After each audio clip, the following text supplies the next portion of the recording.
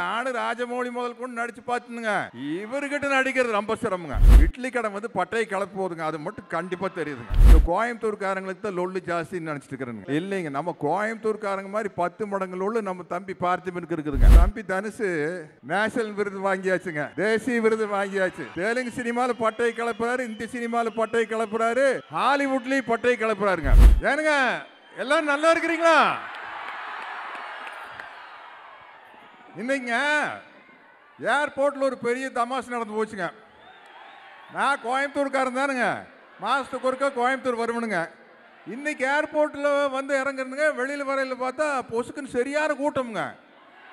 ஆனால் என்னடா நம்ம ஊரில் இப்படி கூட்டம் வராது நம்மளை பார்க்கறதுக்கு.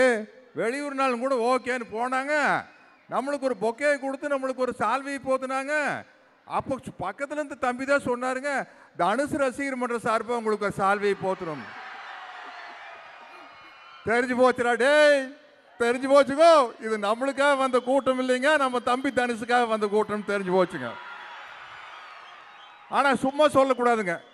எப்படி நம்ம தம்பி தனுசு வந்து ரொம்ப அமைதியானவரோ அழகானவரோ ரொம்ப மரியாதையானவரோ, அதே மாதிரிங்க அவரோட தம்பியான உங்களையெல்லாம் வளர்த்தி வச்சிருக்காருங்க. ரொம்ப மரியாதையை கொண்டு போய்ங்க நம்மளை காரில் ஏற்றி விட்டு அனுப்புனாங்க. அதுக்கு வந்து உங்களுக்கு நன்றி சொல்கிறேன். உங்களை நல்லபடியாக நல்ல புத்தி சொல்லி வளர்த்துன்னு என் தம்பி தனுசுக்கு நன்றி சொல்கிறேனுங்க.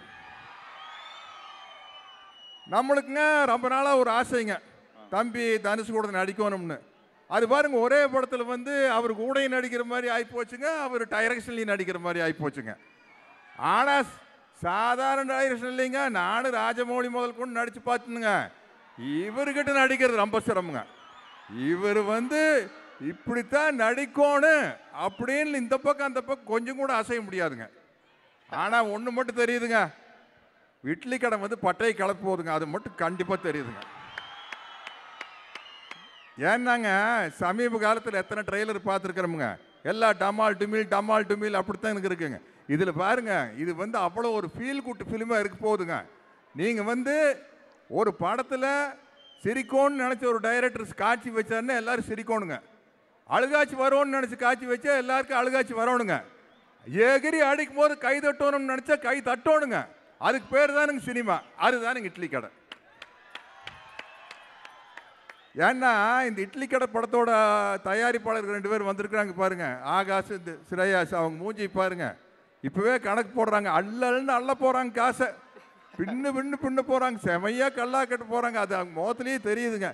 ஏன்னா நம்மளுக்கு யார் மியூசிக் யாருங்க, ஜிவி பிரகாஷுகோ. எப்படி இருக்கா ஒரு மியூசிக் யோசிச்சு பாருங்க. ஆனால் பாருங்க, நம்மெல்லாம் என்ன நினச்சிட்டோம்னாங்க, இந்த கோயம்புத்தூர்காரங்களுக்கு தான் லொல்லு ஜாஸ்தின்னு நினச்சிட்டு இருக்கிறேங்க. இல்லைங்க, நம்ம கோயம்புத்தூர்காரங்க மாதிரி 10 மடங்கு லொல்லு நம்ம தம்பி பார்த்திபனுக்கு இருக்குதுங்க. லொல்லு பேசும்போது கேட்டீங்களுங்க எப்படி லொல்லுன்ட்டுங்க. ஒன்றும் இல்லைங்க, ஒரு ஃபங்க்ஷனுக்கு நானும் தம்பி பார்த்திபனும் போயிருக்கிறோம். அதை முடிச்சு போட்டு நான் வேற ஒரு ஃபங்க்ஷனுக்கு போகணும். தம்பி பார்த்திபன்ட்டு கேட்குறேன், ஏனுங்க தம்பி பார்த்திபன் இங்கேருந்து அங்கே போகிறதுக்கு ஒரு 1/2 மணி நேரம் ஆகி போய்ங்களா அப்படிங்கிற. கண்டிப்பாக ஆகி போயிடும் சார். இல்லை கொஞ்சம் சீக்கிரம் போகணும் சார். கண்டிப்பாக 1/2 மணி நேரம் ஆகும் சார். நீங்கள் காரில் ஃப்ரண்ட் சீட்டில் உட்காந்துட்டு போனீங்கனாலும் கூட 1/2 மணி நேரம் ஆக போய் சார் அப்படிங்கிறாரு. இதெல்லாம் கொழுப்பு தானுங்க. பேக் சீட்டில் உட்காந்துட்டு போனால் ஃப்ரண்ட் சீட்டில் உட்காந்துட்டு போனாலும் கூட 1/2 மணி நேரம் ஆகி போயிருங்க அப்படிங்கிறாரு. அப்புறம் நம்ம வாய் வச்சு சும்மா இருக்க முடியுமா? ஏட்டி போட்டி ஏதாச்சும் ஒன்று பேசணும் இல்லை. எனக்கு பார்த்தவன் பானட் மேலே உட்காந்துட்டு போனால் எப்படி இருக்குங்கன்னு கேட்டேன். பானட் மேலே உட்காந்துட்டு போனீங்கன்னா நீங்கள் அங்கே போக முடியாதுங்க, மேலே தானுங்க போக முடியும் அப்படிங்கிறாரு. இப்படிப்பட்ட ஆளுகள்லாம் சேர்ந்து ஒரு நிகழ்ச்சியில் இருக்கிறது ரொம்ப சந்தோஷமாக இருக்குங்க. நம்ம தம்பி தனுசு நேஷனல் விருது வாங்கியாச்சுங்க, தேசிய விருது வாங்கியாச்சு. தெலுங்கு சினிமாவில் பட்டையை கலப்புறாரு, இந்தி சினிமாவில் பட்டையை கலப்புறாரு, ஹாலிவுட்லேயும் பட்டையை கலப்புறாருங்க. ஆனால் நம்ம ஊருக்காரங்க எப்படின்னாங்க, கோயம்புத்தூர்காரங்க போய் பெருசாக கான்வென்ட்லாம் படிச்சுட்டு வருவாங்க. இங்கிலீஷ் மரியாதையை பேசி கேட்டுருக்கிறீங்களா? இங்கிலீஷுங்க எங்கள் ஊருக்காரர் பேசுவாங்க. மச்சான் எஸ்டர்டே ஐ கேமுங்க மச்சான், ஐ வாண்ட் டு see youங்க மச்சான்.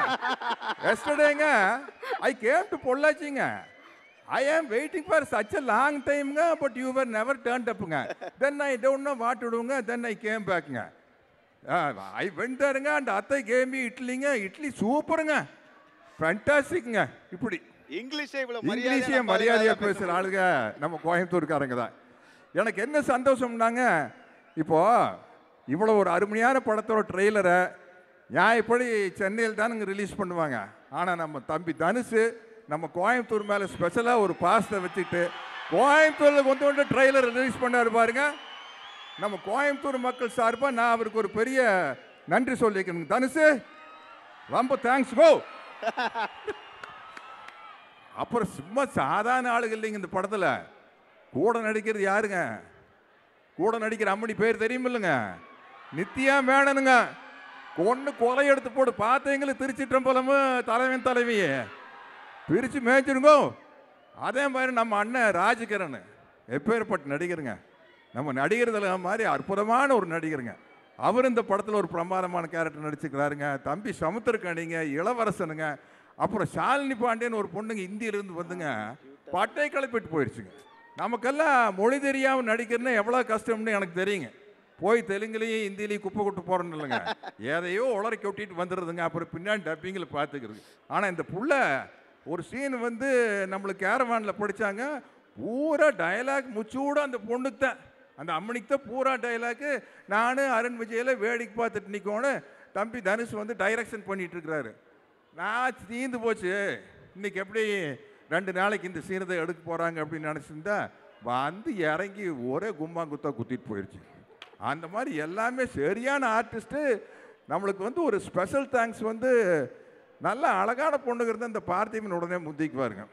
நம்ம காஸ்டியூம் காவியங்க எனக்கு இல்லை, அதே மாதிரி நம்ம கேமராமேனுங்க டப்பிங் பேசும்போது தனுஷ் தம்பி உட்காந்துட்டு ஒரு காட்சியில் நம்மளை பாட்டு, சார் ஜேம்ஸ் பாண்ட் மாதிரி இருக்கிறீங்க சார் அப்படின்னு சொன்னார். சொன்னீங்களேங்க தம்பி, அதுக்கு வந்து முழு பொறுப்பு காவியாவும் நம்ம கேமராமேன் தானுங்க.